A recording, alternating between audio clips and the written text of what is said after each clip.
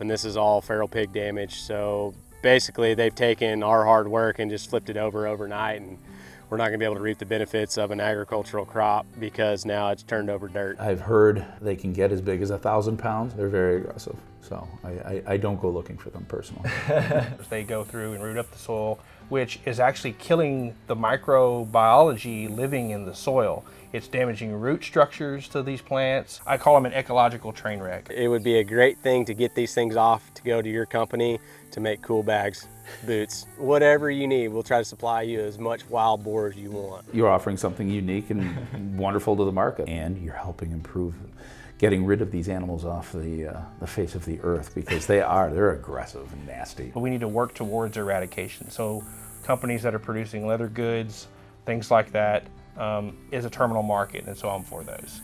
If there's a new leather company out there that's got an increasing demand for wild boar, this is all good for us. I think it's definitely a cohesive relationship for sure.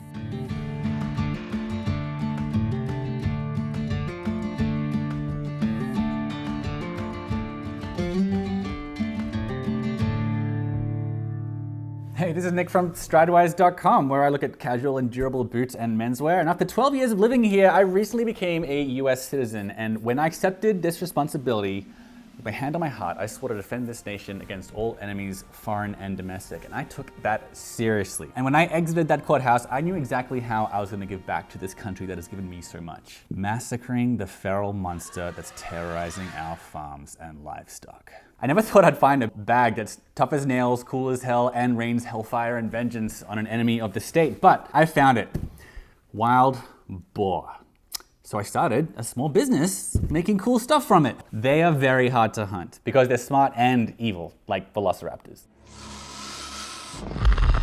The animal that the USDA also calls feral swine is famously hard to eradicate because of its wolf-level intelligence and its lack of natural predators, because unlike deer and other animals that get labeled as pests and you're allowed to hunt, boar aren't just bad, they're foreign and invasive. Unlike me, who was invited to this country, and I'm here with the blessing of the government, and I contribute to this economy, unlike these bastards. My name is Josh Gaskamp. I'm Associate Director of Outreach and Partnerships here with the Noble Research Institute. They are competitors with our wildlife. They're competitors with our livestock that farmers and ranchers, depend on for profitability on the ranch. They do bring in lots of unknown diseases to a lot of those other wildlife populations, and absolutely distribute them on their hide, on their fur, and in their hooves, in their saliva, you name it. But after 5 years of perfecting the recipe, Gallun Leathers in Tennessee has created the best leather from the worst animal. And you'll be glad to know that an animal that's this difficult to kill has a hide that is very dense, very tough, and due to a combination of its violent life and porcupine quill-like hair, it makes a leather that not only has a good story, it also looks unlike any other leather that you've ever seen. This is not pigskin. It's the same species, but domestic pigs have this dormant werewolf gene that activates when they escape a farm and mutates them into what I would scientifically call horrifying monster swine. I mean, it's a very bizarre process. Yeah, they say they'll start to grow teeth, start to grow hair. On the hoof, I've seen anything as small as 200 up to 800 pounds. They can get big. And they slowly over time kind of revert back to the look of the wild boar. Joshua Gaskamp is an ecologist that I interviewed in Oklahoma. He works for the Noble Research Institute. It's a nonprofit that helps farmers improve the health of their soil and their lands. The man's an ecologist, and he told me, I'm an ecologist by training. I went to Texas A&M, got a couple degrees in wildlife ecology, and feral pigs, wild boar, whatever you want to call them, are an ecological train wreck. I've always been looking for redeeming quality for wild pigs, because there's really not. Until I gave him one of my brand new feral swine leather messenger bags, and he changed his mind right there on the spot. Now he knows.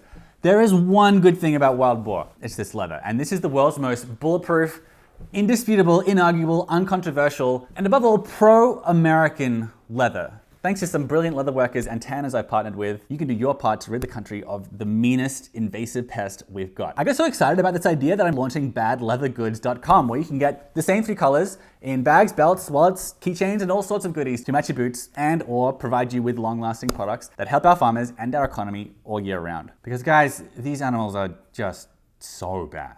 My name's Clay Forrest. I manage Stewart Ranch Outfitters here in Warwick, Oklahoma. And as you can see, pigs have come in here and it looks like a tractor has come in and plowed this up. And in turn, this spring when we go back in here and plant this, we're actually going to have to come in and level all this out first before we can plant it. Honestly, it's a real pain in the butt and just something we have to deal with. I decided to call my small business Bad Leather Goods because the animals are bad. The leather's actually fantastic, of course, but it's also bad in that most brands would consider it bad leather because most leather brands discard huge amounts of their material because they don't want to give you scars on your leather. And even domestic livestock pick up a lot of scars throughout their lives. A domestic animal does not get the typical abuse from being in the wild that, you know, these animals do. They're aggressive, they fight. So I don't go looking for them personally.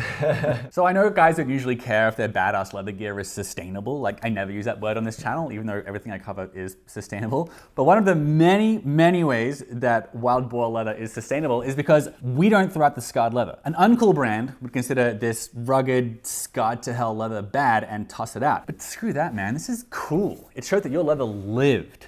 Then you killed it.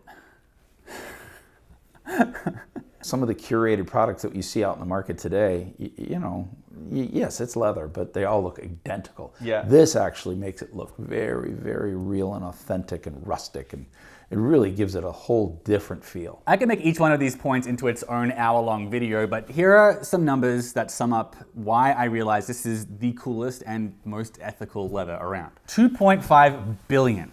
That's how many dollars worth of agricultural damage wild boar cause every year by trampling crops, damaging property, attacking livestock, because they also like to kill calves and lambs. It's just the worst animal. And also by spreading disease. They hurt farmers and ranchers. You're talking millions and millions and millions of dollars in damage that they do that's probably reported, and then another millions and millions of dollars damage that's unreported. Tillage or feral hog rooting in the soil breaks up the soil structure, which is actually killing the microbiology living in the soil. It's damaging root structures to these plants, and soil is the lifeblood of a farmer and rancher, believe it or not. That is the profit center for the farmer and rancher. They'll uproot an entire farm. You know, you get into a golf course, you get into people's landscaping. They just don't care. 6 million is the next number. That's a lower estimate, actually. There are 6 to 9 million feral hogs swarming across the country right now, and they are upsettingly horny animals. They're very proficient creatures on how they breed. So, they are prolific breeders. They have the highest fecundity of all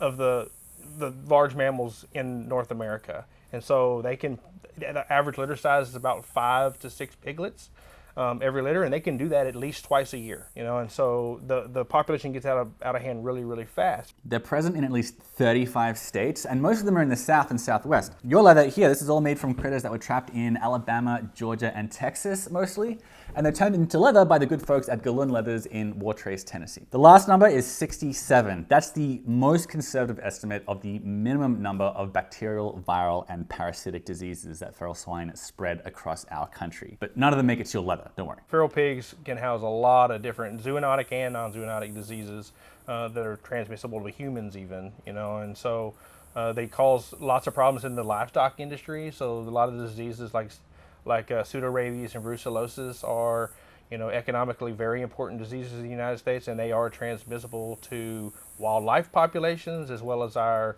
livestock that farmers and ranchers have on the landscape. I've had 2 friends that were handling wild pigs after they were harvested and actually contracted brucellosis from them. Handling a wild boar because of the diseases we talked about earlier is a dangerous endeavor. They're actually infested with so many pathogens that they're literally considered a national biosecurity risk. And because they like to wallow like pigs in water and mud, they not only mess with aquatic ecosystems as well. When they're doing that, they mess up the soil on the bottom of the lakes, but they're also well known for contaminating waterways as a result with their poop. Their diseased poop that's full of foot and mouth disease, which they actually spread up to 100 times more efficiently than cattle and sheep if they have foot and mouth disease. Apparently they manage to aerosolize it more effectively. They're just the worst. It's great leather though. Well, it's ugly leather. It's bad leather, but that's why it's so great. People will always notice your feral swine leather, and you will always have a great answer as to why it looks unlike anything else. There's nothing really like it in nature. It's unique unto that species. Unfortunately, it not only looks unique, it's uniquely tough as well. This is Edwin Gallun, the man who cracked the code on making this leather. My family was in the leather business, and I stuck with it. It's kind of like a disease. I've got it now, and now I stay with it. I really love leather. It's the most natural, second oldest profession in the world. So, that was probably, 5-year plus process to get it to where it is today. There is a fiber structure issue with these animals. In general, it has got a very, very firm and tight fiber structure. We've found that we actually have to add an enzyme to soften the larger porcine animals. Real leather nerds will be amazed to hear that, yeah, you can make shell cordovan actually out of feral swine. Ed didn't just have to make a new enzyme process to make the density more manageable and consistent.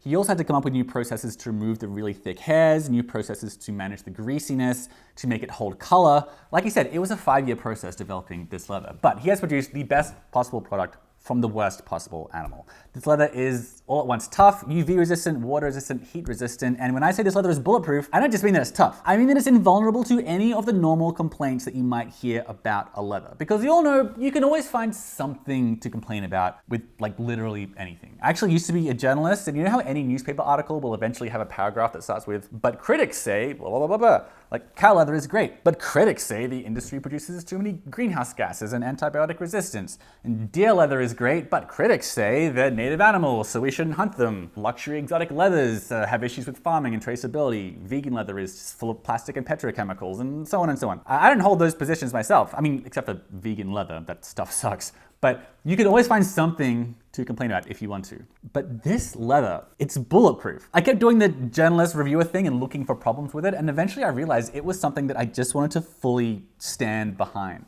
I'm pretty sure it has nothing but upsides. There aren't many leathers that like save animals, you know? Yeah, it's definitely like a net positive compared to any other leather out there that I've like heard the story of. It's as ethical and sustainable as leather gets. You can't say it's farmed inhumanely, or it's full of hormones and antibiotics, or that it disrupts ecosystems. Like, you're literally undisrupting ecosystems by taking out feral swine. And by purchasing this leather and contributing to the demand for its hides, you are actively saving your country, my country, our country. And you're putting money in the pockets of ranchers like Clay and our homegrown hunters and trappers as well. You're getting poop out of our water, parasites out of our pets. You're even saving our cars, because annual wild boar vehicle collisions alone cost the country $36 million.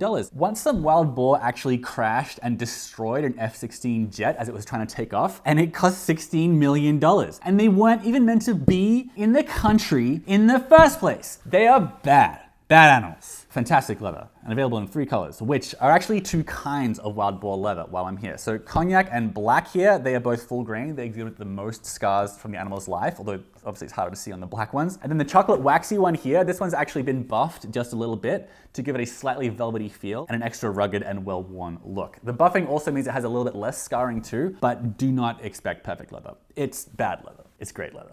This leather has lived a lot before you get your hands on it, and it'll keep telling your stories for many years to come. All 3 colors are available in bags, belts, wallets, and more, available at badleathergoods.com. Help your country, help your farmers, help your economy, get something really cool while you're at it. You might even be able to pass it on to your son. And will you say, son, when the feral swine invaded these lands, I did my part.